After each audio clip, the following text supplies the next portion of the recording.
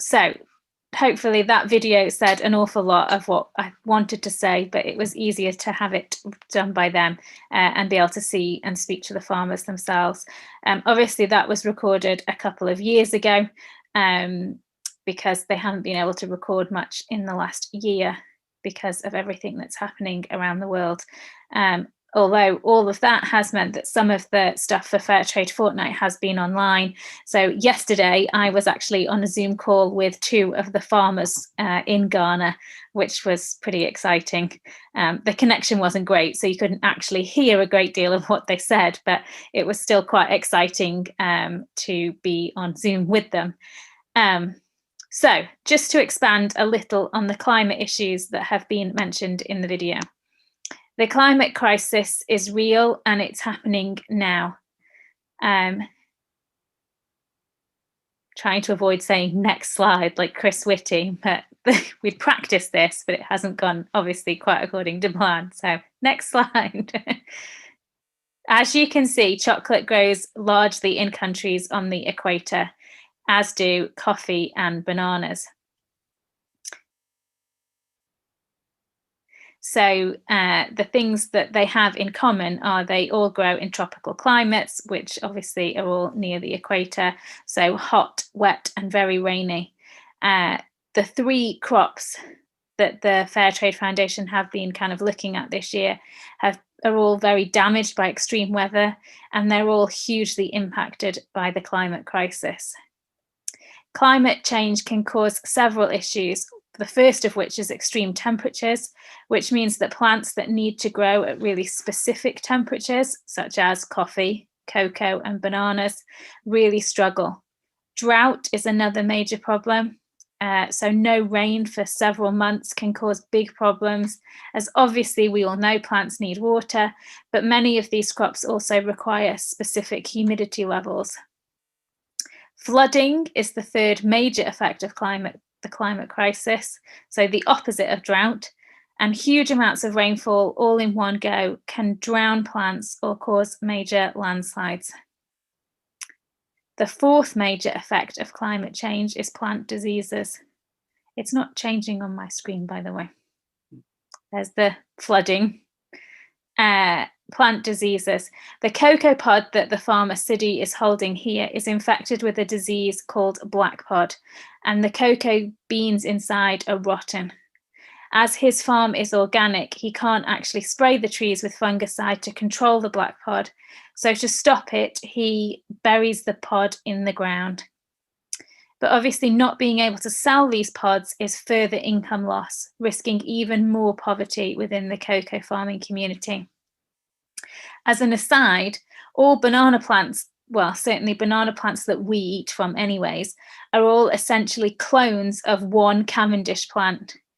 Disease is a huge threat to banana farmers as well as cocoa farmers, and coffee plantations are being wiped out by fungi that can grow because the climate has changed even just by half a degree, massively changes the humidity levels, and the fungus can run rampant around the coffee plantations. And the only way to treat that is to burn all the plants and start again. And then they take 3 years before they actually grow any coffee to harvest. Another side effect of the climate crisis is that, as we saw in the video, young people don't want to go into cocoa farming. The average age of cocoa farmers in West Africa is around 50. So as well as the area that's suitable for cocoa trees to grow being shrinking due to the climate crisis, so are the people who are willing to farm cocoa. The Fairtrade Foundation have been training farmers for years on ways to cope with the climate crisis, including reforesting land, new plants that are resistant to drought and disease, managing the water usage around farms. But now they're setting up climate academies around the world to help spread even more knowledge. And you can see here that they're using biogas. So they're using cow manure to generate energy. And obviously this is beneficial in several ways. A, it's using a waste product. But B, it also means that farmers aren't cutting down trees for energy, because the trees with strong roots both help protect the crops, such as cocoa, which requires shade to grow, but they can also help stop landslides. So the next set of photos are all from the Divine plantations. Divine is grown in Ghana. Well, Divine, the cocoa is grown in Ghana. Divine is the only chocolate company in the world which is 100% fair trade and co-owned by the cocoa farmers themselves. The company ownership gives farmers not only all the benefits of the fair prices for their cocoa and the fair trade premium to invest in their community, but also means they have a share of Divine's profits and a stronger voice in the cocoa industry. Kuapa Cocoa in Ghana is a co-op union of 1,257 village societies, representing about 85,000 farmers. They currently sell about 650 tons of cocoa to the fair trade market each year. Cocoa from Ghana is of a high quality and trades at a premium on the world market. Kuapa Cocoa's motto is Pa Pa Pa, which means the best of the best in the local dialect. As well as being used in their own Divine chocolate, Kuapa Cocoa sells quality cocoa to chocolate companies around the world. The farmers who own Divine have been very driven and proactive about developing their organisation. They've grown the membership, worked on internal systems to better manage and track such a huge, widespread membership. They've invested their fair trade premium in developing farming communities and farming skills, focusing particularly on water, health, education, and sanitation to improve standards of living. They've also taken a lead on addressing child labour and are piloting a number of environmental initiatives aimed at improving productivity and adapting to climate change. The Divine dividends have been invested in Kuapa Cocoa's business and enabled farmers to have a new machete for each year's harvest. And I'm guessing a sharp machete is probably a much better tool than a blunt one if you're harvesting cocoa pods. Comfort Kwasaba, who's one of the fair trade farmers at Kuapa Cocoa, says, through fair trade and Kuapa, we have now a lot of progress. We have good drinking water, toilet facilities and schools. The farmers are paid on time and there is no cheating. The world depends on smallholder farmers, like the cocoa farmers of Ghana, for the majority of the food we eat. These farmers' livelihoods are at the mercy of the markets, global corporate interests, the weather, and local conflict and politics. And as we saw in the film, women often fare particularly badly, receiving even less benefit from their crops than men, despite often being the ones who ensure the quality and therefore the value of the produce.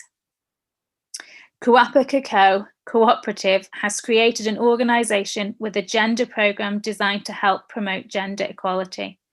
35% of members are women. 2 women have so far been elected president, and women hold leadership positions at all levels of the organisation. Wouldn't it be wonderful if every bar of chocolate sold in the UK was really giving farmers the best of the best? Pa, pa, pa. Right, we're going to move on to chocolate tasting.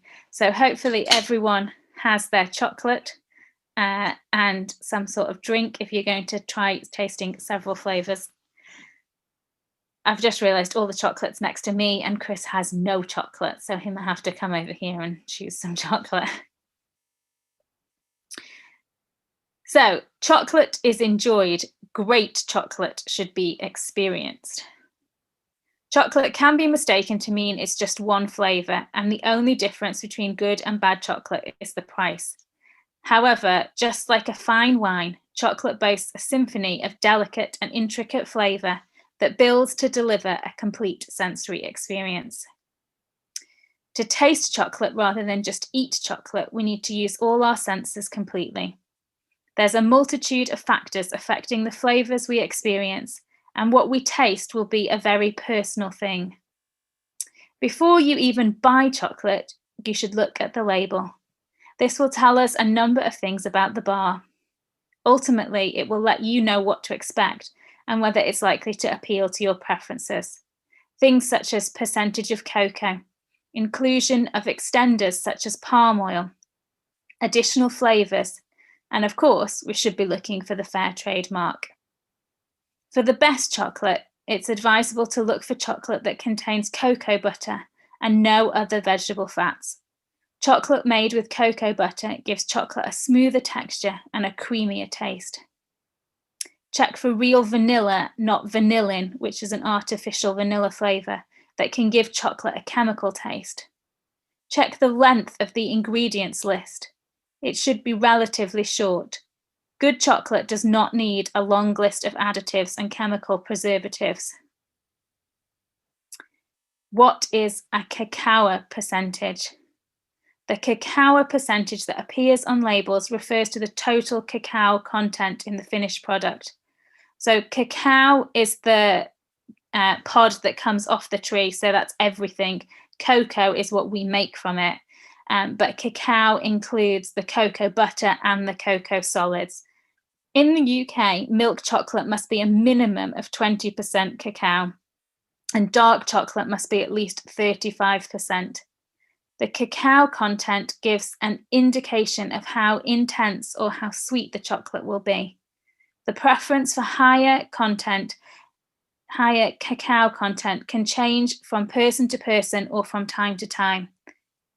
And it's worth remembering that white chocolate is technically not actually chocolate. It has cocoa butter, but no cocoa solids. But cocoa butter is often the most expensive part of the bean. And white chocolate's also got sugar, powdered milk, and often vanilla added. Right, let's get tasting. It's a good idea to taste in order. So start with the lightest chocolate that you want to taste. So either white, as we've discussed, that isn't chocolate, or milk. And it's better to start with something plain. Don't eat anything until we get there. We have to say this to the children. Don't eat it until you're told to. So, as I said before, to really taste chocolate, we need to use all our senses. So the first thing we're going to do is look at our bar of chocolate. What do you want, Christopher?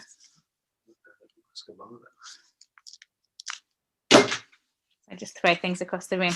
So I am going to eat plain dark chocolate, and mine is a Tradecraft bar because I have sent out all the divine plain chocolate. But the first thing we want to do is look at the packaging. So you should be able to see the waving man that's somewhere on there, the fair trade mark, and your pack might tell you a little bit of information about where your cocoa has come from. And if you open a divine bar of chocolate, it will also, inside of the divine bar of chocolate, in every bar is a little bit of information about one of the farmers, and it's some more information about Divine itself. So now you can actually open the bar, unwrap the bar, but don't touch the chocolate.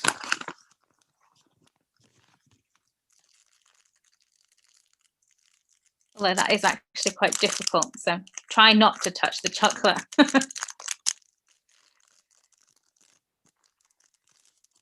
So the first thing we want to do now is we're still only on look. Look at the surface of the chocolate. What can you see? You may notice the subtle colours which can vary depending on the variety of cocoa used and how much cocoa there is. Dark chocolate, you tend to see deep, intense mahogany hues. Milk chocolate, you might see auburn, dark violets and rustic reds. And obviously with white chocolate, it's going to be yellower, buttery, creamy. Is your chocolate glossy or dull, waxy or smooth? A well-tempered bar of chocolate should be shiny and smooth. Anything other than that would indicate something hasn't gone quite right in the production or in storage. Is there a white film across the surface? If there is, this is called a bloom, which tells you that the bar has been exposed to extreme temperatures in storing, either heat or cold. So it happens if you put it in the fridge, which people think is good for chocolate, but it isn't. And that it separates the tight bond created during the tempering process. And basically that means the cocoa mass and the cocoa butter have separated from each other. It looks fairly unappetizing, but it's safe to eat, but it will have lost some of the texture and the taste. Now we can progress to touch. So good chocolate should be dry on your fingertips and should not feel sticky, gritty, or waxy. Gently run your finger across the back of the bar and see how yours fares. Obviously, if you're using a flavoured bar, it may have some lumps. Now, gently squeeze a corner of the bar, and if there's more than one of you sharing the same bar, you may want to just break off a square each. It should be firm to the touch, and it should start to melt a little slightly from the warmth of your fingers when you rub it a little. Chocolate actually starts to melt at below our body temperature, so you should see some residue left on your fingertips at this point. Right, now you need to break off a bit of the chocolate. So, try not to get chocolate all over my computer at the same time. And what we're going to do now is listen to the chocolate. When I do this in schools, the kids think that is absolutely brilliant. So you're not expecting your chocolate to tell you something, although if it does speak to you, that would be interesting as well. But what we're going to do is take the chocolate and you want to hold it near your ear and break it in two.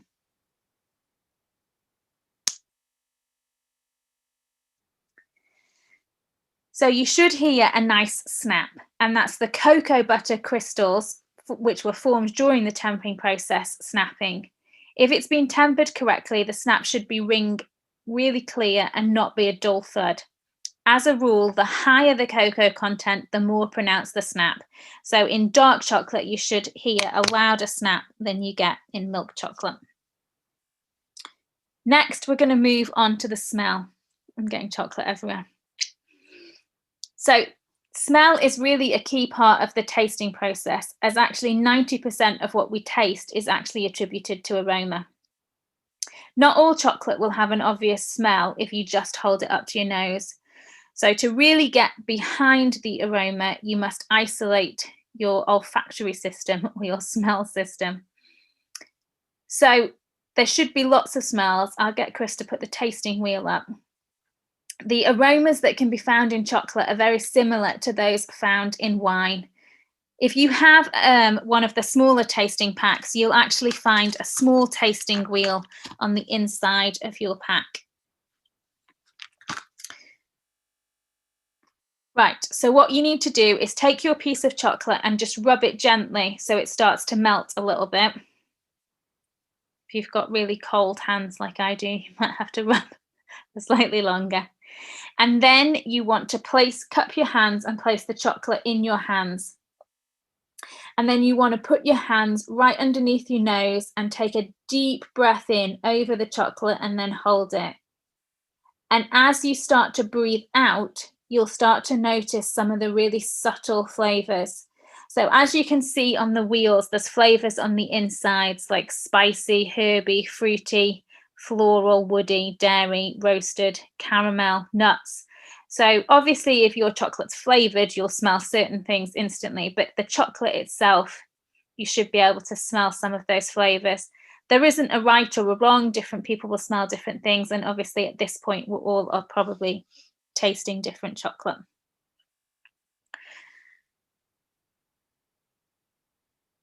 And finally, we come to taste, but don't eat it just yet.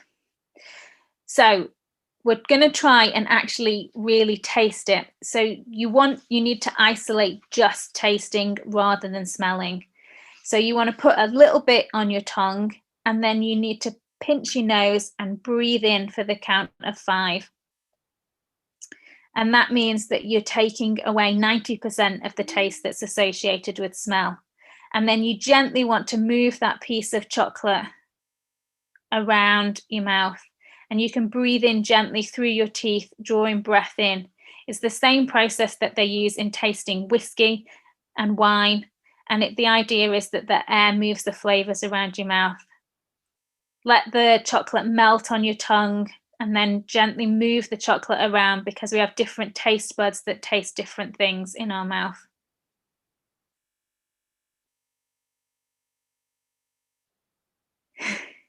Some people seem to be giggling. So I don't know whether that means it's going well or badly. So that is the 5 stages of tasting chocolate. So you should be able to taste a huge variety of flavors depending on what your senses are at that point. But the general challenge is to look for some sweetness, some acidity. If you're certainly if you're having dark chocolate, you'll probably have some sort of bitterness as well. And you might smell and taste different flavors depending on how much of it you eat at once.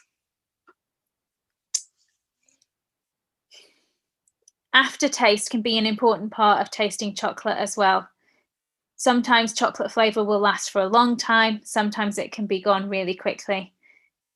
Do you have a different aftertaste to what you tasted initially? And sometimes it can last for a long time. Apparently, in good chocolate, it can last for up to 45 minutes. If you're trying a filled chocolate, which some of you will have in your packs, you're supposed to, when you actually have the chocolate in your mouth, if you push the chocolate to the top of your mouth, it allows the chocolate to melt and then you can get the filling as well.